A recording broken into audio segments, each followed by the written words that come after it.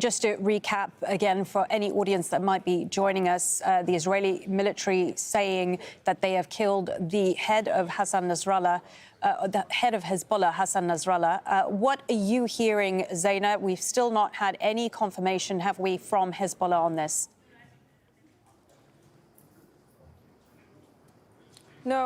No confirmation, no statement from Hezbollah since that massive attack late yesterday, where there was a series of airstrikes that targeted a whole residential block, buildings leveled to the ground. The Israeli army at the time said that they targeted the command and control headquarters of Hezbollah, and they said that it was underground. So now the Israeli army saying that they killed Hassan Nasrallah, Hezbollah's Secretary General. I can tell you that his supporters are worried. We were in Beirut's southern suburbs, the area behind me, which was really intensely bombarded throughout last night. And his supporters who were coming out of the area came up to us and said, "Do you have any news about our leader?" This is a man really who has a lot of support, especially among his constituency, the Muslim Shia community in Lebanon. They see him as a father figure. He's not just the head of Hezbollah, the Secretary General of an organization. They see him as a religious leader. They look up to him,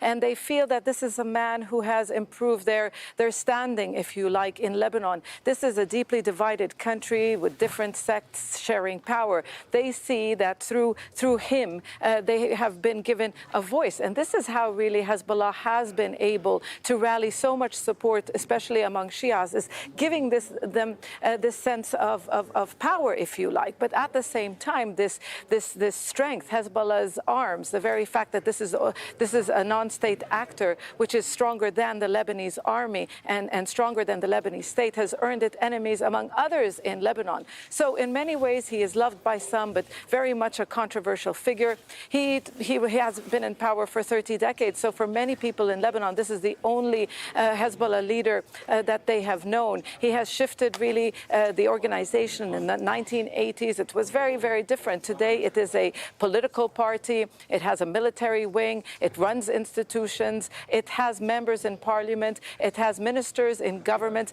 And really, along with its allies, it holds political power in this country. But it's also important to point out that there are opponents. It has opponents in this country. It believes that Hezbollah was wrong to intervene in the conflict, to open up a front against Israel to help relieve pressure on Gaza. They believe that this was a decision the state should have taken. So a very controversial figure, but no doubt, I remember the last time we saw him was last week, following those pager and walkie-talkie explosions, where members of Hezbollah, whether belonging to civilian institutions or military institutions, these pagers and walkie-talkies started to explode. He then appeared and he made an address, but for the first time it seemed that it wasn't a live address. Yes, he is in hiding, he doesn't appear in public, but he does give live addresses. This time around, it didn't seem to be, because Israel at the time, Israeli fighter jets broke the sound barrier over Beirut, causing large sonic booms, and he did not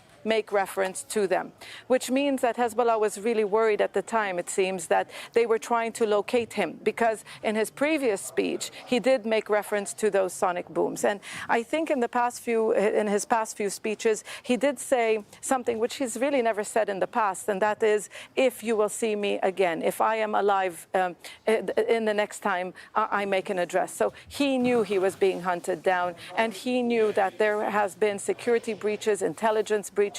He was the man who appealed to his fighters on the front line not to use their phones. He told them, throw your phones. This is the way, the Israeli army is finding you. So still no confirmation, but I can tell you this will be, if indeed it is true, a political earthquake in Lebanon.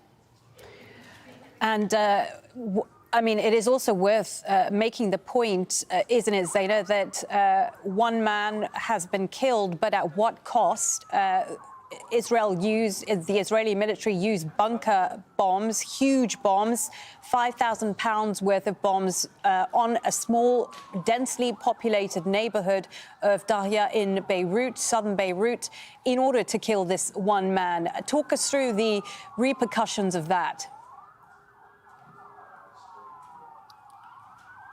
Well, yes, following those massive strikes, those multiple explosions that were heard across the capital, they were loud explosions. The people of the capital were really in shock. There was a lot of fear. We headed to the southern suburbs of Beirut, and we really saw tremendous, tremendous damage across a wide area, and people were nervous. It was very tense. We're just showing you, while we speak, the southern suburbs of Beirut, the smoke billowing in the area. We're hearing the sounds of fire trucks as well as ambulances. Israel really has been targeting the Beirut's southern neighborhoods and Beirut's southern suburbs since late last night, really since that massive, massive explosion. So we were not able to stay there for long because, as you can understand, there was a lot of tension.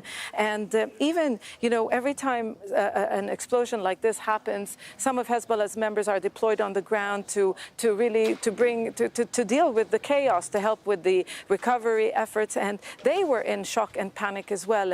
And one man came to us and said, at the end of the day, we are people who have an ideology.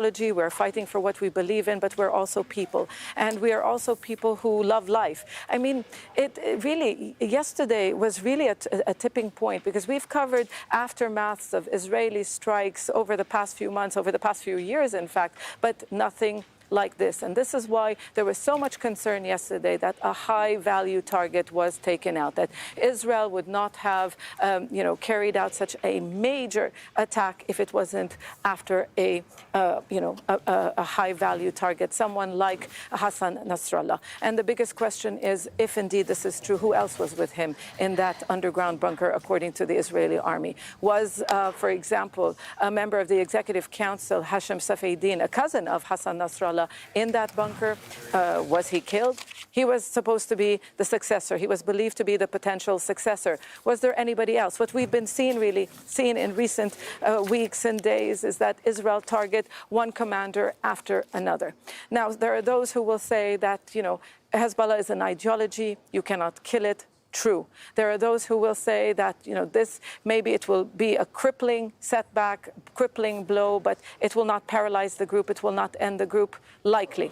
Because in 2006, they did, for 34 days, bombard various areas across the country. It ended inconclusively, and Hezbollah today is a much stronger force with a bigger arsenal. But what seems to be happening is something very, very different. We're getting reports that hospitals that are run by Hezbollah are going to be targeted. We're getting reports that the civil defense operating in the south of Lebanon being targeted. So it seems that the plan really is to keep up the military pressure so as not to allow Hezbollah to regroup.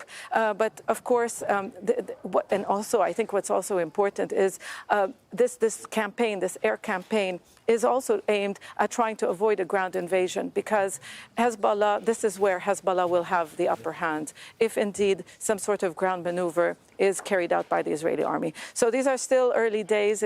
Most people that we have been speaking to say that we are just at the beginning. But there's no doubt the death of Hassan Nasrallah, if indeed confirmed, will be a major setback for the group, and his supporters will feel abandoned.